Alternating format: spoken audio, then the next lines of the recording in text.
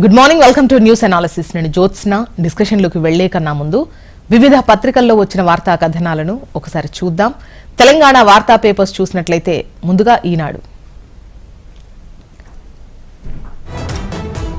ఇక్కడ బ్యానర్ ఐటంగా ప్రగతికి బాటలు వెయ్యండి అన్నటువంటి హెడ్లైన్తో తెలంగాణ రాష్ట్ర పురోగతికి చుట్టుపక్కల రాష్ట్రాలతో మెరుగైన అనుసంధానానికి దోహదపడే విధంగా వివిధ రహదారులను పూర్తి చేసి సహకరించాలని ముఖ్యమంత్రి రేవంత్ రెడ్డి కేంద్ర రహదారులు రవాణా శాఖ మంత్రి నితిన్ గడ్కరీకి విజ్ఞప్తి చేశారు.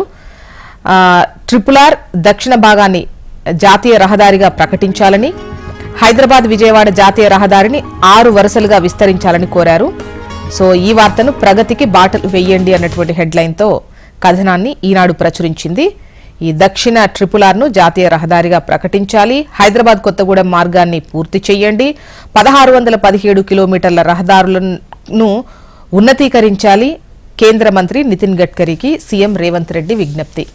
ఇక హస్తినలో ఆశావహుల సందడి అంటూ మంత్రి పదవుల కోసం పలువురు ఢిల్లీ బాట పట్టారు అంటూ వార్తను హైలైట్ చేసింది. ఇక ఓం బిర్లాయే సభాపతి, 12 నిమిషాల్లోనే పూర్తయిన ప్రక్రియ, మూజువాణి ఓటుతో నిర్ణయం, డివిజన్ కోరని ప్రతిపక్షాలు. మరోవైపు సభలో ఎమర్జెన్సీ దుమారం, అంటే రాజ్యాంగంపై నాడు దాడి జరిగింది. లోక్సభలో తీర్మానాన్ని చదివిన స్పీకర్ ఓం బిర్లా, తీవ్రంగా వ్యతిరేకించిన కాంగ్రెస్, ఆ తర్వాత ఆందోళన. ఇక పిన్నెల్లి అరెస్టుకు సంబంధించి ఈవీఎం ధ్వంసం, సీఐపై హత్యాయత్నం సహా మరో 2 కేసుల్లో చర్యలు. అంతకుముందే ముందస్తు బెయిల్ పిటిషన్లను కొట్టేసిన ఏపీ హైకోర్టు. డిఎస్సీ పరీక్షల పూర్తి స్కెడ్యూల్ విడుదల ఎప్పుడో అంటూ ఈ జూలై 17 నుంచి 31 వరకు నిర్వహిస్తామని 4 నెలల క్రితం విద్యాశాఖ వెల్లడి. ఇప్పటి వరకు సబ్జెక్టుల వారీగా తేదీలు ప్రకటించినటువంటి అధికారులు అంటూ వార్తనిచ్చారు. హైదరాబాద్ విజయవాడ హైవే విస్తరణకు మోక్షం, టోల్ బాధ్యత నుంచి వైదొలగనున్న జీఎంఆర్, జూలై 1 నుంచి 2 ఏజెన్సీలతో వసూలు చేయనున్న ఎన్హెచ్ఏఐ. విజయవాడలో నేడు రామోజీరావు సంస్మరణ సభ ఉంది. అందంతో వల చిక్కారో విలవిల అంటూ రాష్ట్రంలో పెరుగుతున్న సెక్స్ టార్షన్ కేసులట. ఈ ఏడాది 4.58 కోట్లు కోల్పోయిన బాధితులు, వెలుగు చూడని ఉదంతాలు ఇంకెన్నో ఉన్నాయి. అప్రమత్తతే శ్రీరామ రక్ష అని అంటున్నారు పోలీసులు. సో అందంతో వల వేస్తారు, చిక్కారో విలవిల్లాడిపోతారు మీరు అంటూ ఈ కథనాన్ని ఇచ్చారు. నెక్స్ట్ ఆంధ్రజ్యోతి. నెక్స్ట్ ఇక్కడ బ్యానర్ ఐటంగా లోక్సభ స్పీకర్ ఓం బిర్లా అంటూ వరుసగా రెండోసారి సభాధ్యక్ష పదవి, మూజువాణి ఓటుతో విజయం. నెక్స్ట్ వచ్చేసి ఆషాఢంలోపే విస్తరణ, మంత్రివర్గంలో మరో 4 ఛాన్స్ ఉంటుంది. రేసులో సుదర్శన్ రెడ్డి, వాకిటి శ్రీహరి తదితరులున్నారు. ఢిల్లీలో పార్టీ పెద్దలతో సీఎం రేవంత్ చర్చలు.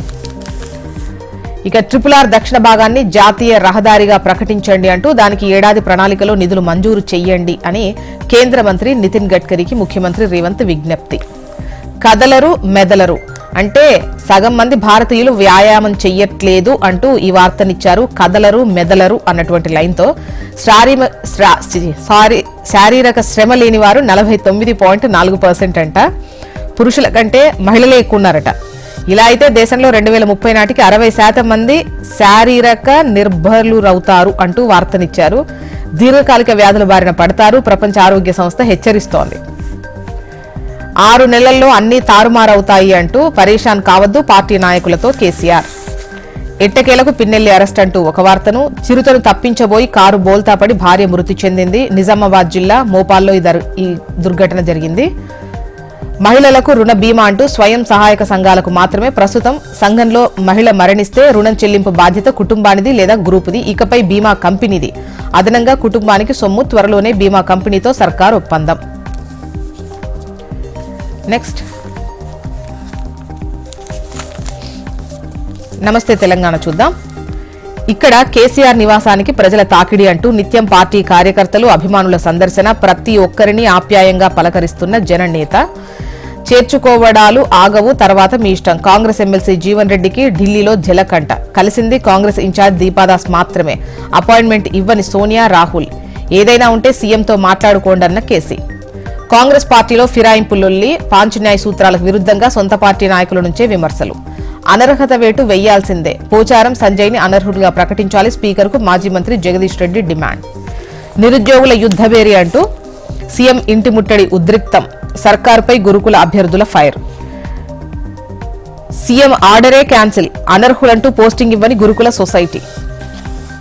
సీఎం రేవంత్ ఉద్యోగాలేవి, సీఎం అర్హత లేని వ్యక్తి, మంత్రివర్గమంతా సమైక్యవాదులే, ఇక తెలంగాణకు వాళ్లేం మేలు చేస్తారు, గాలి వినోద్ కుమార్.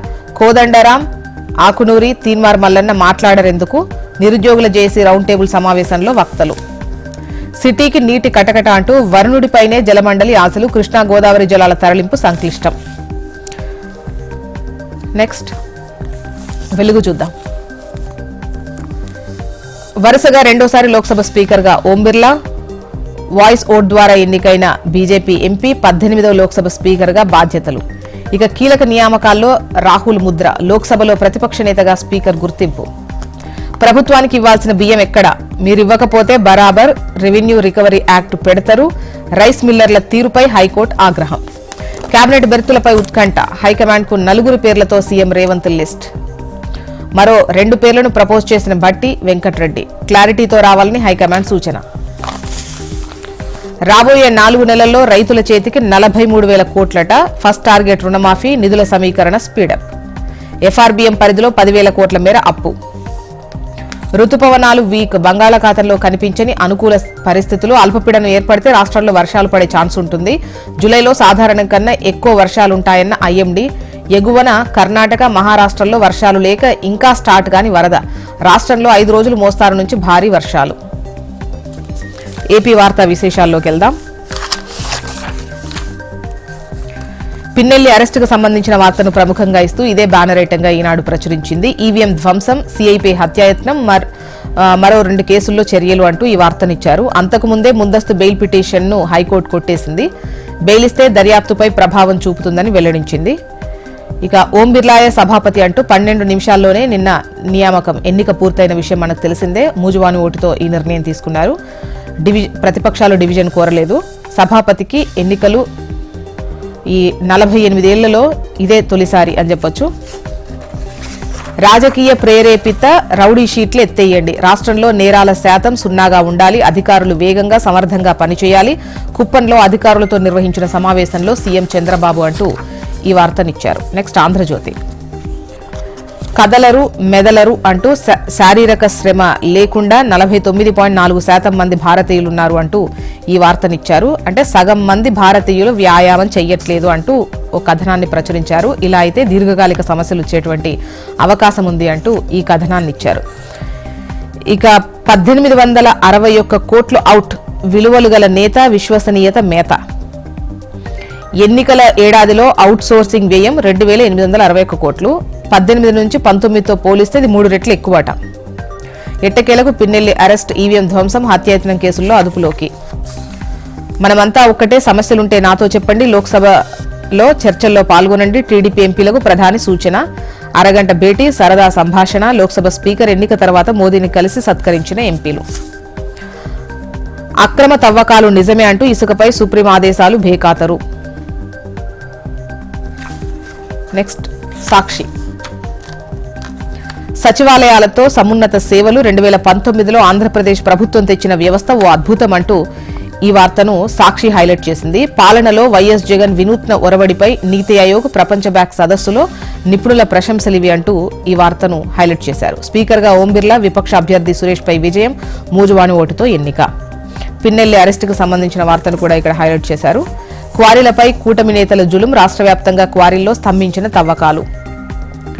ఎంపీ గారి బస్సుల అయితే ఓకే, నిబంధనలకు విరుద్ధంగా ఓ విద్యాసంస్థ బస్సుల రిజిస్ట్రేషన్లు, కేంద్ర చట్టం బేఖాతరు, భద్రతా ప్రమాణాలు గాలికి. ఉమ్మడి గుంటూరు జిల్లాలో ఇదీ చిత్రం.